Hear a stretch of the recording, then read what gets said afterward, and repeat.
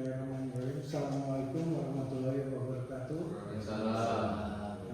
Teman-teman sekalian, izin di sini juga ada Pak Pengendali Teknis, Pak Robi, ada teman-teman anggota. Seperti yang sudah kita ketahui, kita telah mendapatkan surat perintah nomor 666/PW 0201/Sekre, yaitu untuk melaksanakan pengawasan urusan pemerintahan daerah di Kabupaten Bandung Barat. Saat ini kita mencoba untuk membuat kira-kira apa saja yang akan kita laksanakan pengawasan berdasarkan Permendagri nomor 19 tahun 2023 tentang perencanaan, pembinaan dan pengawasan penyelenggaraan pemerintahan daerah tahun 2024. Kenapa kita menggunakan Permendagri? Karena tahun anggaran pemeriksaan kita itu tahun anggaran 2024. Jadi kita menggunakan Permendagri 19, di mana dalam lampiran Permendagri 19 tersebut dalam uraian rentang luas penyelenggaraan pemerintahan daerah tahun 2024 terdapat 9 arah kebijakan dan agenda pembangunan nasional. Izin Pak Danis, dari 9 arah kebijakan dan agenda pembangunan nasional tersebut dapat disebutkan. Yang pertama, pengurangan kemiskinan dan penghapusan kemiskinan ekstrim. Yang kedua, penurunan prevalensi stunting. Yang ketiga, pengangguran terbuka. Yang keempat, pengendalian inflasi. Yang kelima, peningkatan investasi. Yang keenam, penguatan daya saing usaha. Yang ketujuh, percepatan pembangunan infrastruktur dasar dan konektivitas. Yang kedelapan, pelaksanaan pemilu dan pilkada 2024.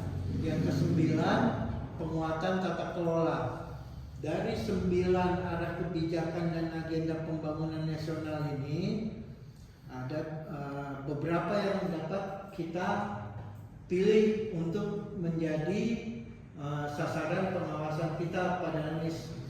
Kalau masukan mungkin untuk yang pelaksanaan pemilu dan pilkada sudah tidak bisa lagi karena pemilu dan pilkadanya sudah selesai, jadi kita sudah itu.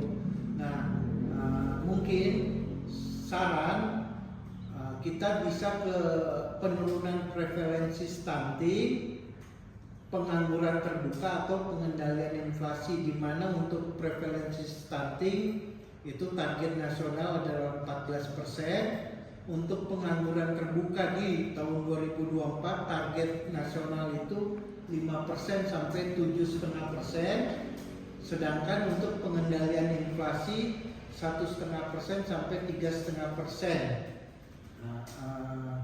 Mungkin ini yang bisa saya sampaikan. Saya mengusulkan kepada Pak Danis dan teman-teman, bagaimana kalau kita fokus pengawasan kita ke tingkat pengangguran terbuka, di mana target nasional itu adalah 5% sampai 7,5%. Itu untuk yang pengawasan umum. Sedangkan untuk yang pengawasan teknis, kita tetap mengacu ke Permendagri 59 tentang penerapan SPM, di mana nanti kita fokusnya pada 6 pelayanan wajib dasar, yaitu urusan pendidikan, urusan kesehatan, urusan pekerjaan umum, urusan perumahan dan permukiman, urusan Trantibun Linmas, dan urusan sosial. Itu yang yang jadi mungkin bisa menjadi target pengawasan kita. Mungkin dari Pak Danis ada masukan tentang ini ini usulan kita akan fokus ke yang pengawasan umumnya pengangguran terbuka di mana target nasional 5% sampai 7,5%. Silakan Pak, Ya. kalau ada masukan. Baiklah, jadi dari 9 uraian untuk pengawasan umum, Siap. saya setuju Pak Ketua Tim pengangguran terbuka karena untuk stunting kita sudah tahun kemarin Siap. dan untuk pemilu juga tahun kemarin. Dilaksanakan. Nah, coba dibuat PKP program kerja pengawasan sebagai langkah-langkah kepada tim, khususnya kepada anggota, langkah apa saja sih yang harus dilaksanakan, seperti lakukan analisa terhadap apa, terhadap baik laporan atau maupun aturan-aturan. Buat daftar pertanyaan sebagai media awal bahwa kita akan melakukan pendalaman terhadap jawaban tersebut. Siap.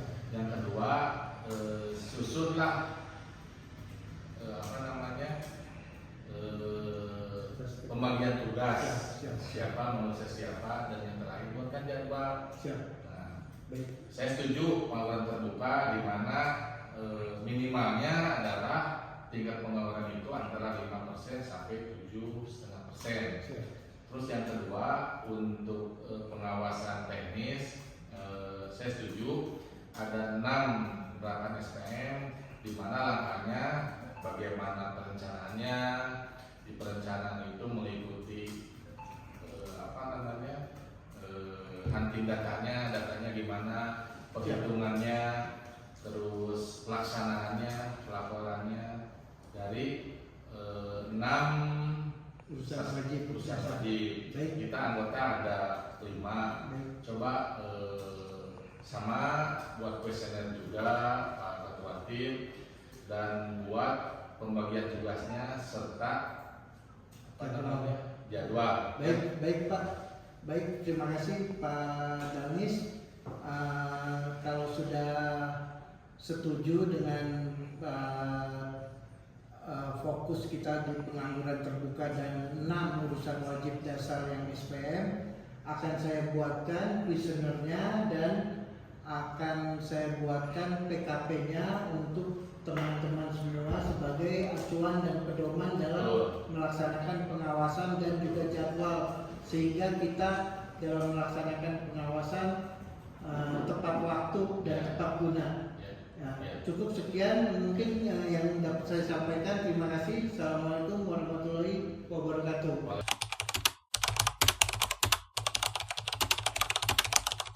Assalamualaikum warahmatullahi wabarakatuh. Terima kasih Pak Andri, Bu Sylvi. Ini Pak Andri dan Bu Sylvi dari bagian Tapem Kabupaten Bandung Barat. Karena kami sedang melaksanakan pengawasan urusan pemerintahan daerah, dapat kami sampaikan garis besar hasil pengawasan ya, untuk capaian SPM di Kabupaten Bandung Barat, utamanya yang wajib layanan dasar, yang 6 layanan tersebut. Bisa kami sampaikan bahwa untuk urusan pendidikan terdapat 3 jenis layanan, di mana untuk ketiga jenis layanan tersebut capaiannya telah mencapai 100% semuanya. Untuk SPM urusan kesehatan, dari 12 jenis layanan dasar itu yang mencapai target 100% itu baru 1 layanan, yaitu untuk warga negara yang mendapatkan akses untuk diabetes mellitus. Sedangkan 11 layanan dasar lain capaiannya masih di bawah 100%. Untuk urusan pekerjaan umum terdapat 2 jenis layanan, dua-duanya itu mencapai 100%. Untuk urusan permukiman rakyat terdapat 2 jenis layanan dasar, dua-duanya juga sudah mencapai 100%. Untuk SPM urusan Prantibun Limas ini ada 5 jenis layanan dasar. Satu di Satpol PP itu belum mencapai 100%. Terdapat 3 jenis layanan di BPBD, yaitu sub urusan kebencanaan. Satu yang sudah mencapai 100%, 2 belum mencapai 100%. Sementara di sub urusan kebakaran daerah itu terdapat 1 layanan dan belum mencapai 100%.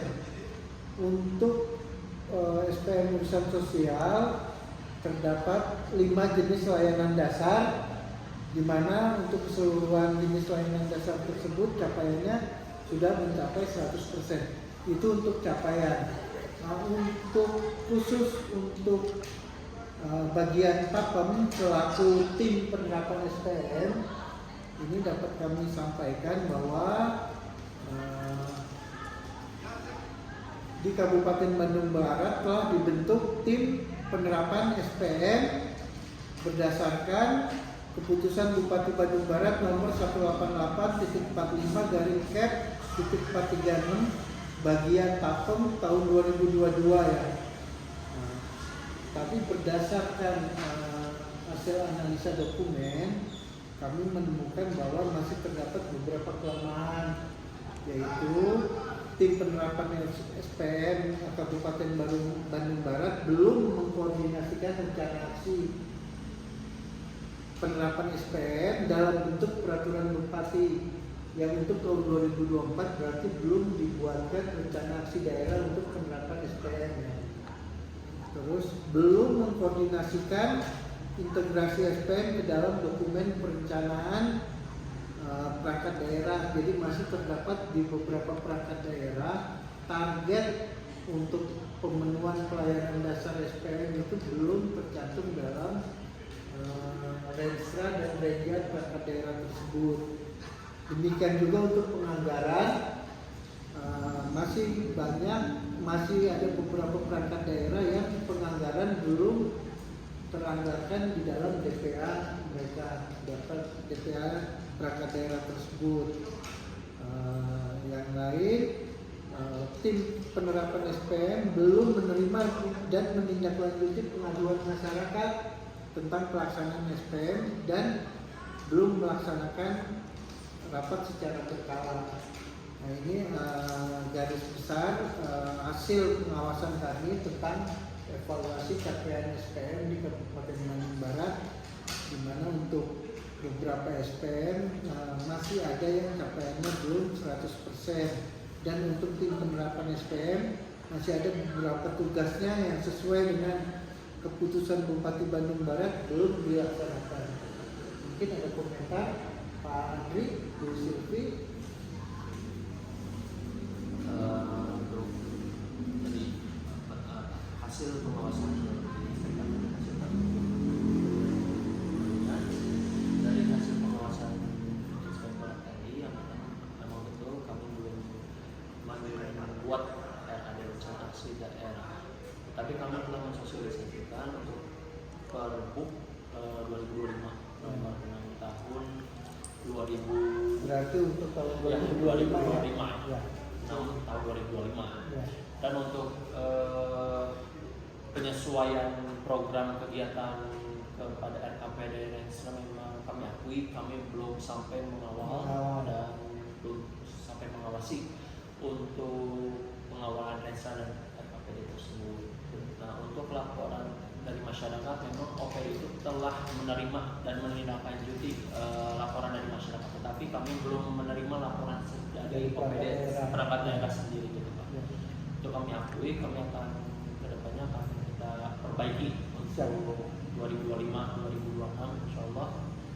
Atas izin Pak Sekda mungkin kita bisa menindaklanjuti hasil Ya, terima kasih. Nanti akan kami sampaikan dan akan kami buatkan rekomendasi untuk perbaikan pelaksanaan dan pencapaian SPM di Kabupaten Bandung Barat. Mungkin cukup sekian. Terima kasih. Assalamualaikum warahmatullahi wabarakatuh.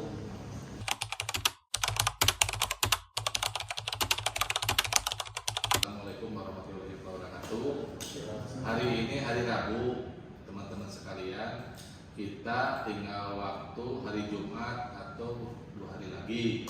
Nah, kita sudah meminta komentar, tapi pada saat ini belum. Dan yang kita rasakan adalah perbedaan antara pemeriksaan keuangan dengan urusan itu berbeda. Coba Pak Ketua Tim berikan pandangan analisanya, kenapa pada saat pemeriksaan keuangan tidak diajukan, kalau pemeriksaan SPM seperti tidak penting. Maka Ya, terima kasih Pak Danis. Mungkin karena kalau dalam pemeriksaan keuangan itu berindikasi ke keuangan daerah ya, apa pengembalian. Nah, yang kita mintakan itu kan pertanggungjawaban SPG, tapi dalam pemeriksaan urusan itu kita meminta pertanggungjawaban kegiatan atau backup data yang diinput. Nah, ini ada beberapa permasalahan memang sesuai dengan Permendagri 59, di mana dalam penginputan data SPM itu tidak ada pengesahan, sehingga operator bisa saja memasukkan data yang tidak ada validasinya. Nah, itu Pak yang pertama. Terus yang kedua, untuk pelaporan cukup banyak lewat aplikasi ISPM. Nah, itu. Dan yang ketiga, untuk Dinas Kesehatan, contohnya Dinas Kesehatan itu menggunakan data target itu dari pusat, di mana pusat itu tidak bisa menentukan by name by address-nya. Ya kan, makanya teman-teman di Dinas Kesehatan mungkin banyak yang capaiannya sulit untuk mencapai 100%, Pak. Nah, kita harapkan ke depan sesuai dengan surat edaran dari Dirjen Banda, di mana untuk tahun 2025 ini penetapan target itu ditetapkan oleh kepala daerah, sehingga kita berharap semua masyarakat yang ada di Kabupaten Bandung Barat ini bisa terlayani, pelayanan dasar itu bisa nyampai, karena yang punya data masyarakat itu, yang punya data real itu adalah dinas masing-masing di Kabupaten Bandung Barat. Ya, mungkin demikian yang bisa saya sampaikan, Pak. Terima kasih. Assalamualaikum warahmatullahi wabarakatuh. jadi kesimpulannya bahwa si Pemda itu harus melakukan olah data. Siap. Setelah itu diperhitungkan, Siap. dimasukkan ke dalam dokumen RPD ya. Ya. Sehingga dokumen RPD itu menjadi acuan dalam penyusunan lensa dan Ya. wajah.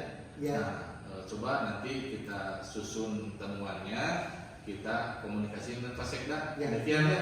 Terima kasih, Assalamualaikum Pak. warahmatullahi wabarakatuh. Waalaikumsalam warahmatullahi wabarakatuh.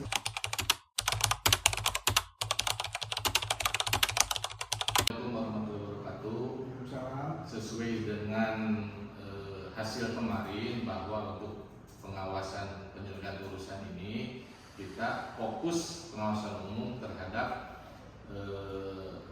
tingkat pengangguran, dan untuk secara teknisnya adalah pengawasan SPM untuk 6 urusan di Kabupaten Bandung Barat.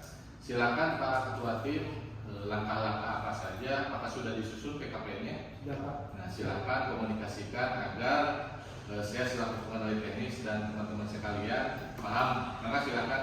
Baik, terima kasih Pak Danis. Di sini saya berdasarkan keputusan bahwa kita akan melaksanakan pengawasan, saya telah menyusun PKP untuk pemeriksaan pengawasan urusan pemerintahan daerah, di mana untuk pengawasan umum adalah tingkat pengangguran terbuka di tahun 2024. Ya. Jadi terdiri dari dua, kita melihatnya dari aspek kebijakan daerahnya dan aspek keuangan daerah, di mana langkah-langkahnya teman-teman anggota bisa coba periksa apakah pemerintah daerah Kabupaten Bandung Barat telah mempunyai kebijakan, apakah sudah mempunyai lembaga pelatihan vokasi, apakah sudah menyusun SIPK dan yang lain, serta yang paling akhir buat simpulan hasil pengawasan. Untuk pengawasan teknis itu ada penerapan SPM tahun 2024 itu tujuannya memberikan keyakinan yang memadai bahwa pemerintah daerah Kabupaten Bandung Barat telah melaksanakan penerapan SPM sesuai peraturan perundang-undangan yang berlaku, di mana ada 4 fokusnya untuk yang SPM. Yang pertama perencanaan SPM, yang kedua penerapan, pemantauan dan evaluasi SPM, yang ketiga target dan capaian SPM tahun 2024, yang keempat penanganan isu dan permasalahan SPM di Kabupaten Bandung Barat tahun 2024. Langkah-langkah kerjanya, dapatkan dokumen capaian SPM, diantaranya seperti itu: lakukan pengecekan apakah sudah sesuai target dan sudah diinput dalam ISPM, serta buatkan simpulan hasil pengawasan. Nah, untuk pembagian tugas pada NIS, saya sudah membagi untuk pengawasan umum yang tingkat pengangguran terbuka. Kebetulan saya sendiri yang akan melaksanakan pengawasan. Untuk yang SPM di bidang pendidikan itu Pak Fauji, bidang kesehatan Pak Denny Komara, bidang PUPR Pak Rifki, bidang Perkim juga Pak Rifki, bidang Krantipun Litmas itu Pak Fauji. Ada 3 perangkat daerah nanti ya Pak. Ada Satpol PP, BPBD, Damkar, dan yang terakhir bidang sosial adalah Pak Denny Komara. Untuk target waktu saya sudah membuat juga Pak. Minggu pertama dan minggu kedua itu kita akan mulai dari entry meeting sampai ke melaksanakan pengawasan. Minggu ketiga itu kita penyusunan komentar, terus mengkomunikasikan temuan, dan kita akan melaksanakan penyusunan NHP, serta yang terakhir exit meeting, di mana kita akan merencanakan menyerahkan NHP kita. Mungkin demikian yang bisa disampaikan Pak untuk PKP-nya Pak. Apakah Pak Dalmi setuju? Setuju. Siap. Untuk itu sudah ya, sudah di apa namanya, daftarnya sudah ya. Sudah, visioner juga sudah Pak. Sudah. Ya, ini teman-teman kalau sudah paham dibaca dulu, ditandatangan ya, tangan ya. Ya, siap. Ya, terima kasih Pak Ya, Danis. semangat. Ya.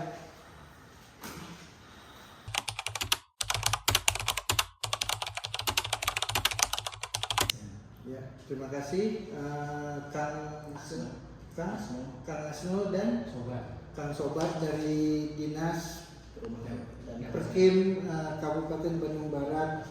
Di sini kami telah menerima jawaban dari permintaan komentar atau catatan hasil pengawasan urusan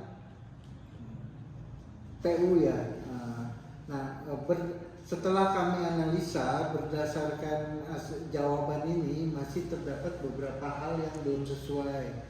Contoh, untuk yang catatan pertama, bahwa di sini dijelaskan jenis layanan SPM, fasilitasi penyediaan rumah yang layak huni bagi masyarakat yang terkena relokasi program pemerintah daerah tidak dilaksanakan. Nah, ini maksudnya begini: dalam laporan capaian SPM urusan perumahan dan permukiman di Kabupaten Bandung Barat disebutkan bahwa capaian SPM itu ada 2 jenis layanan dasar. Yang pertama, penyediaan dan rehabilitasi rumah yang layak huni bagi korban bencana, itu capaiannya 100%. Sementara untuk yang kedua, jenis layanan fasilitasi penyediaan rumah yang layak huni bagi masyarakat yang terkena relokasi program pemerintah daerah, itu juga capaiannya 100%. Padahal di sini dapat kita lihat dalam tabel capaian ini, untuk jumlah penerima itu 0, maupun untuk jumlah mutu barang dan jasa itu juga 0. Nah, berarti ini tidak kami anggap tidak dilaksanakan gitu. Nah, dari jawaban yang dapat ini memang tidak sesuai dengan dengan jawaban yang kita harapkan gitu. Seharusnya ini kan kami membuat catatan ini untuk perbaikan capaian SPM urusan pekerjaan urusan Perkim di Kabupaten Bandung Barat di tahun berikutnya menjadi lebih baik. Jadi kita harapkan ini untuk catatan ini sebenarnya ada 3 hal ya. Yang satu pengakuan, diakui ya atau tidak, sependapat atau tidak. Yang kedua penyebabnya kenapa, yang ketiga langkah ke depan, sehingga nanti kami akan dapat menyimpulkan dan dapat menentukan rekomendasi untuk perbaikan dan untuk peningkatan capaian SPM urusan Perkim di Kabupaten Bandung Barat di tahun berikutnya. Demikian juga untuk catatan yang kedua. Di sini catatannya, rencana pemenuhan pelayanan dasar SPM urusan perumahan rakyat dan itu tidak tercantum dalam dokumen Renstra dan Renja 2024. Nah, setelah kita analisa dokumen Renstra dan Renja, memang target jumlah yang harus dilayani ini tidak tercantum. Nah, itu kami harapkan untuk perbaikan ke depan, rekomendasinya bahwa rencana pemenuhan pelayanan dasar SPM ini harus dimasukkan dalam dokumen Renstra maupun Renja Dinas Perkim Kabupaten Bandung Barat, sehingga jelas di situ berapa yang harus dilayani, mutu apa yang harus disediakan oleh dinas gitu. Ini untuk kenapa? Untuk agar capaiannya bisa mencapai 100% di tahun berikutnya gitu. Nah, ini untuk bahan perbaikan. Nanti akan kami bikinkan rekomendasi secara resmi, tapi ini mungkin yang bisa kita sampaikan secara lisan berdasarkan jawaban dari permintaan komentar ini. Mungkin ada tanggapan dari Akang? Cukup? Kang? Ya, terima kasih.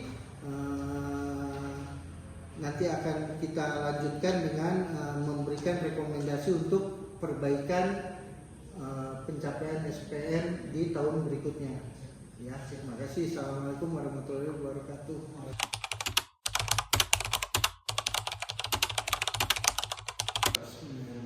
Assalamualaikum warahmatullahi wabarakatuh.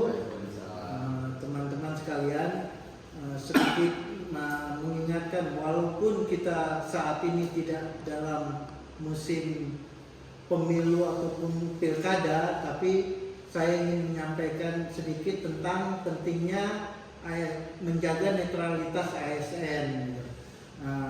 Tentang netralitas ASN ini sebenarnya sudah banyak tercantum dalam aturan, diantaranya di Undang-Undang Nomor 20 Tahun 2023 tentang ASN pada pasal 96 huruf A, di mana menyebutkan kewajiban ASN adalah menjaga netralitas. Selanjutnya juga ada surat keputusan bersama antara Menpan, Mendagri, BKN dan Komisi ASN untuk pentingnya agar ASN menjaga netralitas dalam pelaksanaan pemilu dan pilkada. Dapat saya sampaikan bentuk-bentuk pelanggaran ASN dalam netralitas, yaitu misalnya ASN dilarang memberikan dukungan atau menunjukkan keberpihakan pada salah satu pasangan calon. Yang kedua, ASN dilarang terlibat dalam kampanye baik langsung maupun tidak langsung. Selanjutnya, ASN dilarang menggunakan fasilitas negara dalam yang dimana dapat menguntungkan atau merugikan salah satu pasangan calon. Selanjutnya, ASN juga dilarang ikut ataupun mengadakan pertemuan-pertemuan politik. Dapat saya ingatkan bahwa ada beberapa sanksi apabila ASN tidak menjaga netralitas, yaitu diantaranya sanksi administratif, bisa berupa penurunan pangkat, pemindahan jabatan, maupun sampai yang terberat adalah pemberhentian tidak hormat. Bahkan bisa sampai ke sanksi pidana apabila sanksi pidana penjara ataupun denda ya apabila memang ASN sengaja melanggar ketentuan tersebut. Nah, kenapa kita ASN harus menjaga netralitas untuk menjaga integritas kita sebagai ASN. Yang kedua, membangun kepercayaan publik serta mencegah diskriminasi. Nah, mungkin itu yang dapat saya sampaikan dan saya ingatkan kepada teman-teman semua tentang pentingnya kita semua menjaga netralitas dalam pelaksanaan pemilu maupun pilkada. Terima kasih. Assalamualaikum warahmatullahi wabarakatuh.